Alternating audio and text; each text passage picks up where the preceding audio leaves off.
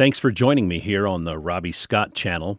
This is episode 1, and I'm just going to get started and talk about things, talk about who I am and why I'm here, and see if I can't come up with some coherent thoughts and reasons that make sense about why I'm making this channel. I'm going to start by talking about who I am. I don't want to get too long-winded at first, so I'm not going to talk about where I was born just yet, but the quick version is I'm a military brat. My father was an Air Force pilot, and we moved around a lot when I was growing up. I had the good fortune to live in several foreign countries, which helped me to understand a little bit more about how the world works. Even though I was there when I was a kid, it does make a difference. You see how other people live, and you see things other than the United States, and it helps you to understand that there's a lot more out there than what we see from block to block and city to city here in this country. I've been to several universities, but I have never received a bachelor's degree. I'm kind of winging it on the education that I've got, which seems to be adequate for most purposes. The biggest reason I'm starting this channel is to talk about things that I think about all the time. The one thing that happens to me a lot is that I find myself thinking, observing the way people behave, wondering why they do the things that they do and say the things that they say. It seems that they're thinking certain things or they're not thinking, and I try to look at that and just kind of figure out what's going on in their heads. It's sort of an amateur psychology thing, I guess. It's amateur philosophy, thinking about how things work, thinking about how people work and human nature and how things work together. I'd also like to talk about who I am, why I am who I am. I'll just start right out by saying I am a Christian conservative. A lot of people have varying beliefs in this country, and they can be quite interesting, but there's a reason that I've chosen these things. Some of it was things that were taught to me when I was younger, but I've re-examined things over and over throughout my life, and I've discarded a lot, and I've also adopted a lot of new things. So I'd like to talk about what is Christianity? Why would a person be a Christian? What is conservatism? Why would somebody be a conservative? I know that a lot of people do not like conservatives right now. They think that they are bad people. They think that we are responsible for a lot of the ills in the world and in this country in particular. And so I'd like to discuss why I'm a conservative. That's going to be a big part of this channel. I'm going to try to identify what conservative is. I'm going to try to explain why I personally believe each of the pillars or the tenets of conservatism, explain what they are and why I believe them, because I think that's very important. I think that a person should think about what they believe and be able to give an answer to somebody who asks them, why in the world would you believe that? So that's one of the biggest things that I'm going to attempt to do. I'm going to talk a lot about philosophical things, and at first that may sound boring, but philosophy comes down to just so many things, like why do people use certain words when they're describing things? Why do they do certain things with their money? Why do they behave in certain ways out in public? And why are they hypocritical or perhaps not hypocritical about the way they act between their public life and their private life? So many things about the way people act and behave and believe are subjects of deep thought. They're things that a person should think about. One of the things that I've noticed is there are some things that really need to be thought through beforehand, things that should not be ignored. I'll give a really trite example to start with.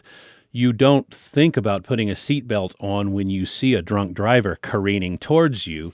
You better have thought about it beforehand. You better have put at least a certain amount of thought into what are seatbelts good for? Why are they there? Should I wear them? Should I put them on before I drive, or should I wait and put it on after I see an accident coming up ahead of me? Well, that's something you have to have thought through beforehand. The reason I use that as an example is simply to illustrate that there are some things that you must think through beforehand.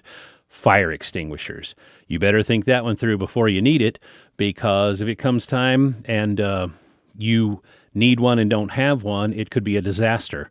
Smoke alarms, just so many things in life are things that need to be thought through. And there are philosophical things and economic principles, financial principles that are things to think through. Should I get a reverse mortgage? Should I co-sign on my son's loan? It is a stack of things that people face in their daily lives that are very important to think about. That's what I try to do.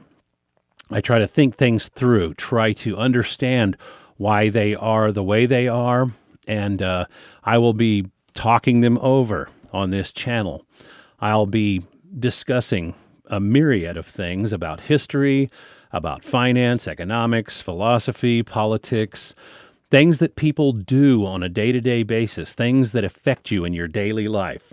The current bill that's in Congress right now.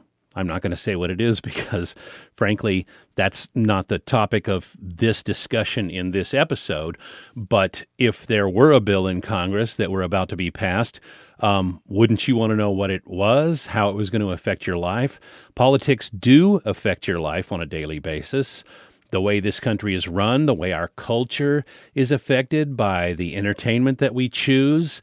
Are you supporting the things that you wish you were supporting, or are you going about in a slipshod manner, lending your precious time and resources and money to causes that are exactly the opposite of what you believe in your personal life? And then why would you do that? There are times when you just have to discard those things.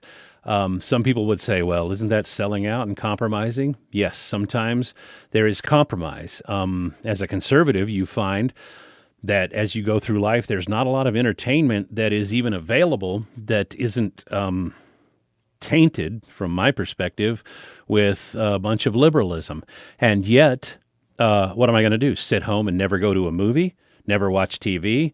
Because frankly, there's not much on TV or at the movies that isn't tainted with a large dose of liberalism, leftism, things that I don't believe in.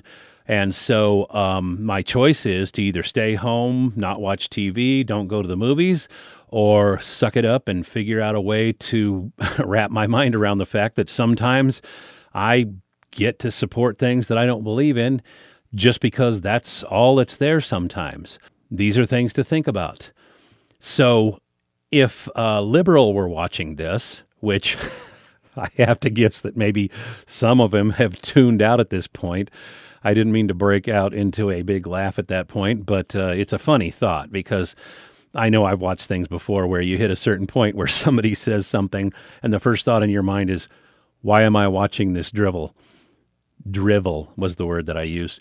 And you just hit the button for the next thing. Or you look over in that right-hand column over there on YouTube and you find another little square that has something in it that looks more interesting and you just click on that, right? So I've probably lost a lot of people already. Maybe the first time I mentioned that I'm a Christian conservative, somebody went, yep, I'm out of here. Clicked on something else. Okay, hey, if you're still with me, if you still find this interesting at this point, then we'll keep moving and we'll discuss some of the other things that are going to come up in this show. Now, I'll be talking about current events. I'll be looking at the news and maybe commenting on some of the things. I'll try not to bring up every little thing. That's not my bag, baby. But what I will do is look through the news stories and see which ones seem relevant to this discussion of what's conservatism, what's liberalism. Obviously, if you're going to examine conservatism, then sometimes it's instructive to look at, well, what's the other side? What's the alternative to conservatism? And I wasn't choosing my words carefully when I said the other side, but the fact is there is another side. You choose what you believe in, and whatever is contrary to that, whatever contradicts that, becomes the other side, doesn't it?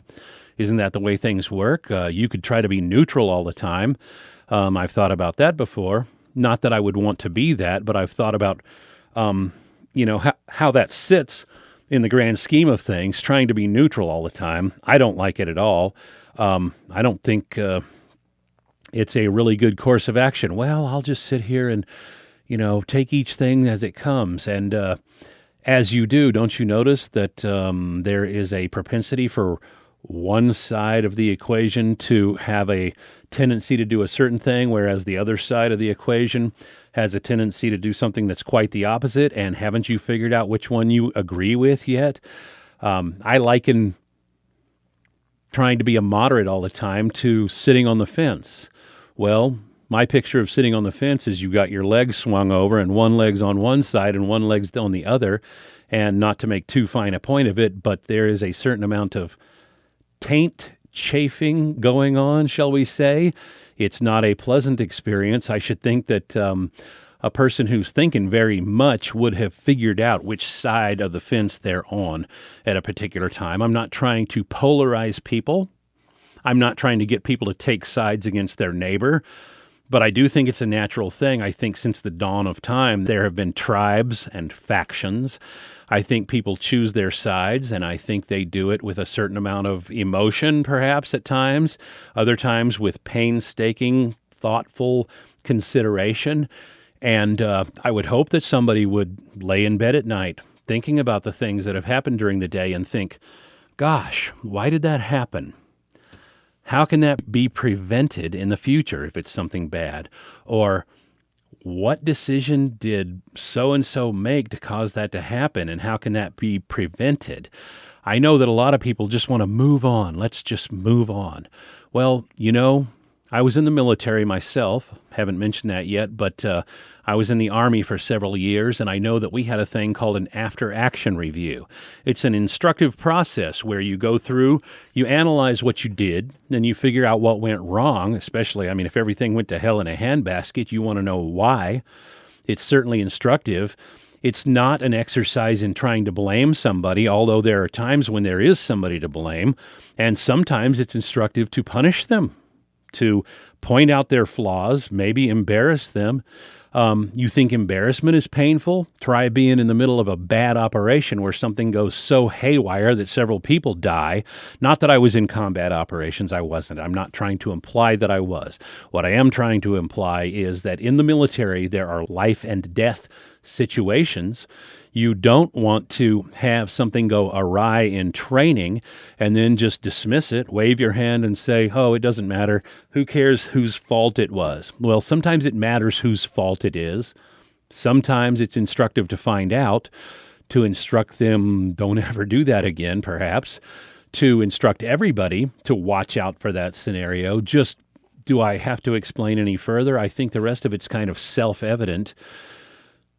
There comes a time when you need to figure out what happened, and you need to put your finger on why. And if somebody did something that was egregious, against the rules, whatever, sometimes they need to be punished. I think that is, I think it follows the golden rule, which I would call the prime directive of human interaction, perhaps.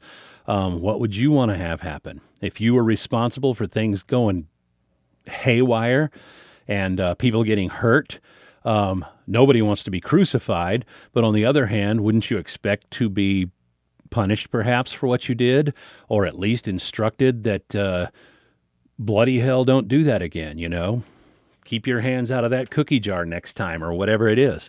All right, moving on. So there are times when you don't want to just move on. You want to look back and see what happened. And I think the propensity these days is for people to say, look, let's just not worry about whose fault it was and all of that. Well, that's real nice until it comes down to a situation where it really matters. And I said I was going to move on from that, and I didn't, but now I'm wrapping it up. I'm going to change the subject now. So I mentioned that I was in the military. My father was in the military for a career.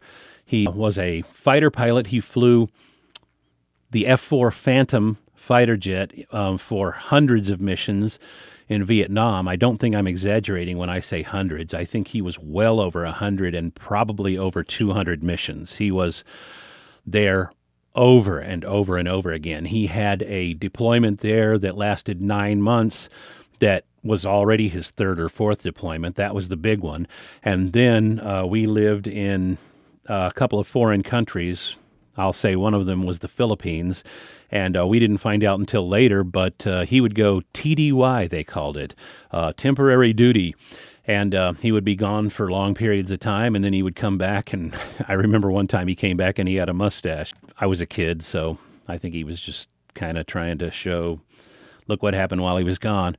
But I found out many years later that he was flying combat missions over and over and over during that period. So he retired from the Air Force and moved on to become a buyer for a large American company. I say buyer, that means he managed the procurement of materials and whatever, equipment, that kind of stuff. Then he became a lawyer. He got his law degree and became a doctor of jurisprudence, I guess you call it, and went on to work as an assistant DA. He was a very accomplished man, highly intelligent, very well-rounded. Obviously, there were plenty of things he couldn't do, but the things he could do were really impressive, including stuff that you might not even expect. He was a really good carpenter. There were several times when he built additions to our house, including a garage, lots of bedrooms, things like that, wired them, insulated them, the whole works. Carpentry, electrical, plumbing. He could do all of that stuff. That was just side hobby stuff that he did on top of everything else. So I grew up with an example of being an adult that included rounding yourself out and learning some skills and not just walking around thinking, oh, well, somebody else can do that. Sometimes you grab it and you do it yourself. Sometimes because it's challenging, sometimes because maybe you'd rather not pay somebody else to do it. I don't know. There's a lot of reasons to do things like that, but he had his reasons, and I learned a lot from him. He was also an asshole. I hate to say that after saying all those good things about him. Perhaps I should have started with the bad and ended with the good, but he was a rough bastard. He was hard to live with. He was very critical, demeaning, patronizing. He was a lot of things that were not pleasant. That affected me too, you know. I mean, you take the good with the bad, right? He was a double-edged sword for sure. He taught me so much, and he berated me so much. And I learned a lot from it, some of it bad. I tend to beat myself up a lot. I rarely let myself celebrate my successes. I'm too busy rethinking what I did, overanalyzing everything. Those are some of the things that happen. Being a perfectionist, and yet not a very perfect perfectionist, which is painful. And so many things that go with that kind of an upbringing. And I'm not here to whine about it or complain about it. There's plenty to whine about, but there's also a lot to be thankful for. Good heavens. He kept us well enough. He was, I mean, we lived an upper middle class existence, I would say. It was certainly no poverty parade. It was Brady Bunch in a lot of ways. You find out that the Brady Bunch wasn't that perfect either, don't you? So nobody lives a perfect life. Everybody's got their ups and downs, and life is full of trials and pains and sorrows, and, you know, you just suck it up and drive on. That's what they say in the military. So I did not join the military right out of high school. I thought I was going to be an electrical engineer. I went to a major university and started studying that, and I was doing really well at first, but then I suddenly cratered. Did not have any idea what was going on at the time. Some of you may have had something like this happen to you, but I suddenly was making terrible grades, was hugely depressed, didn't even know what depression was, didn't even recognize that I was depressed. I'd rather not talk about the symptoms of it right now, but I was failing in school suddenly. I was making A's in a couple of classes and F's in the rest of them. That's what happens when you have a mind that is capable of A's and depression that sucks you into F category, I guess would be a good way to put it. And boom, I was out of university, man. I mean, I messed that up really bad. And then life got rocky for a while. I was out on my own, worked in a couple of warehouses, I'm the kind of guy who should have been straight into school and straight out of school and straight into a professional career in engineering or something, which is what I went to study. Instead, I wound up working blue collar stuff for years. Went to a Bible college, met my wife at the Bible college, and we got married in 1984. I haven't mentioned this yet. I'm 55 years old. I was married for 33 years. That sounds like it's over. It's a depressing thing to talk about, but I'll just delve right into it. My wife left me a few months ago. Right now it's the middle of the year. She left me in January, right at the beginning of the year, right after Christmas. I think she just had it set up to where she had gotten her own place, and the lease started at the beginning of the month of January, and so we went through the holidays. Obviously, I knew that lots of things were wrong, and I knew that she wasn't happy in the relationship anymore. We had kind of drifted our separate ways. We had fallen out of love to a large degree. Now, look, I love that woman. I love her right now. I love her till the day I die. I would take her back in an instant. As I talk about her, you will see my face lighten up because of how much I love her, and you'll see me get a scowl on my face because how hurt I am by the fact that she left me. What is a person to do when something like this happens? It's a mixed bag. Talk about double-edged sword. I've used that term once before in this talk, and I got to tell you, man, that's a double-edged sword right there. My love for my wife and my dislike of her leaving me, not a pleasant thing for me. I'm a purist in some ways. I've learned, and I learned a long time ago, that you can't be much of a purist in this life and in this world. This world is entirely too corrupt, physically, philosophically, politically. In what way is this world not corrupt? Human nature is corrupt. All of these things are corrupt, and that's not a statement of hatred or disdain or even some would call it pessimism, or there's another word I'm looking for, but I can't think of it. So I'll leave it at that. But it sounds like I'm a glass half empty kind of a guy and being really negative. But honestly, sometimes I think this falls into the category kind of like when somebody goes through a 12-step program like Alcoholics Anonymous, and they say, recovery starts when you admit you've got a problem or something to that effect. I think that being able to really enjoy life as you get older, at least, begins with realizing what a shithole we live in. Why am I laughing? You start to realize how tainted human nature is and how ugly people can be.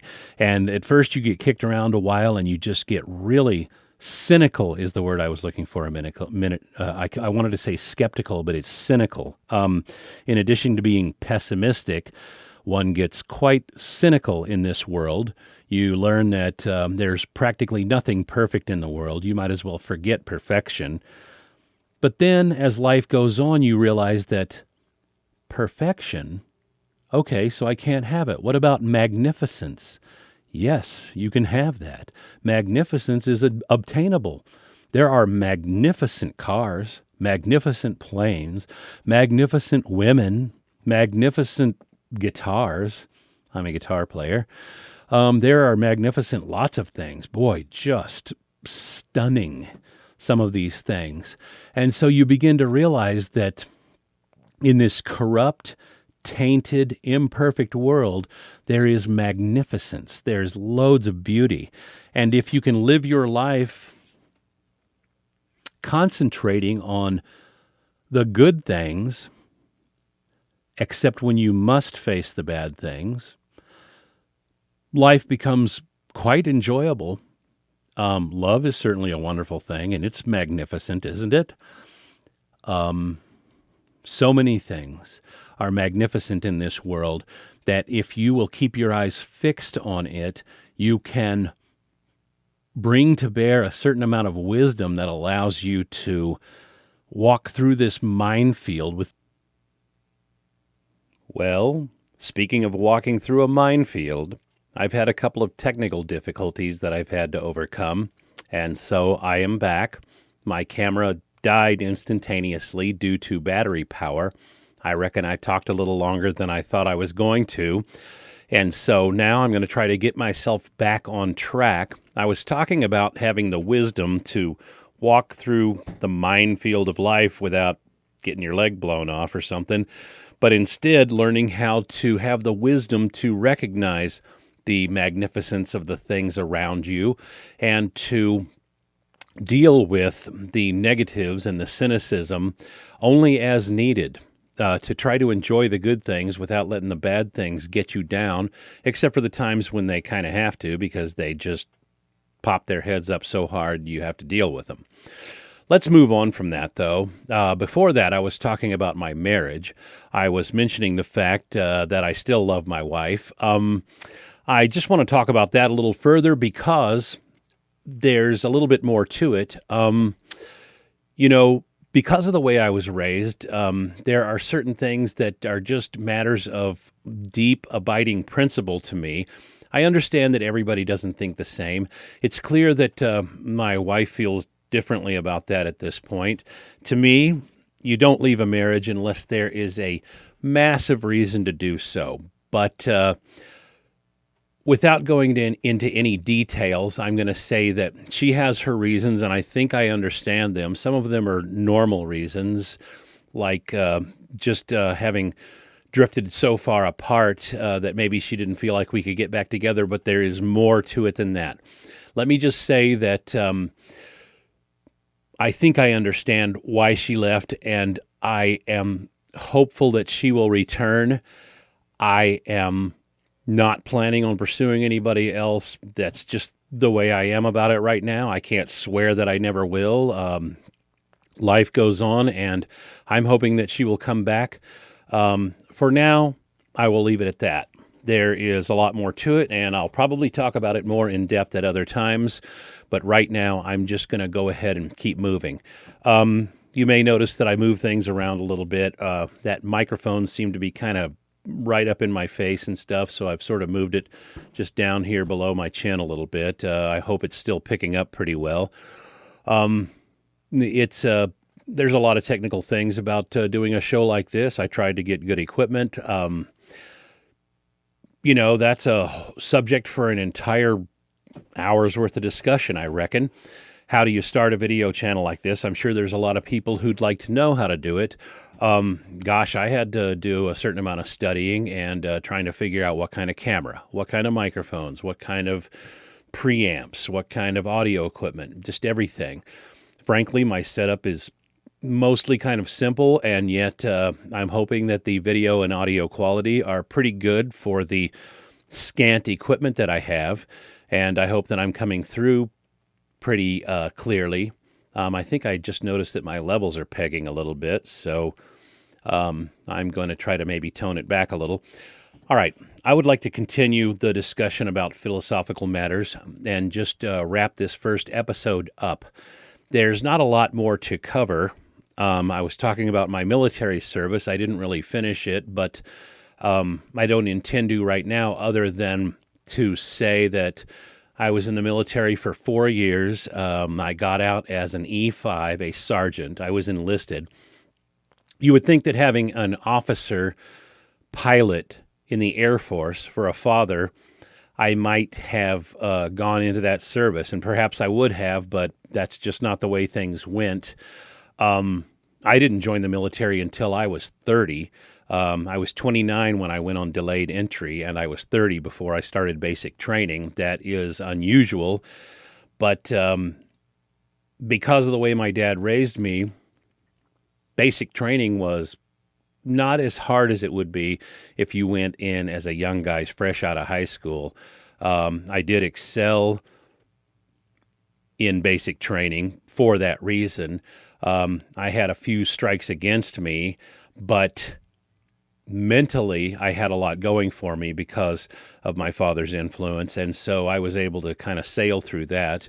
I was in a non-combat MOS. That means military occupational specialty. I was basically in a technical field. I was in military intelligence. I'll leave it at that for right now. I'll discuss that at another time. But I have 3 boys. Those are my children. One of them is a 28-year-old. That's my oldest. And then I have a 24-year-old son. And then I have a 21-year-old son. 2 of them are going to university right now. The other one is married. He was in the Marine Corps for 5 years, and then he married a nurse, and they seem to be doing very well.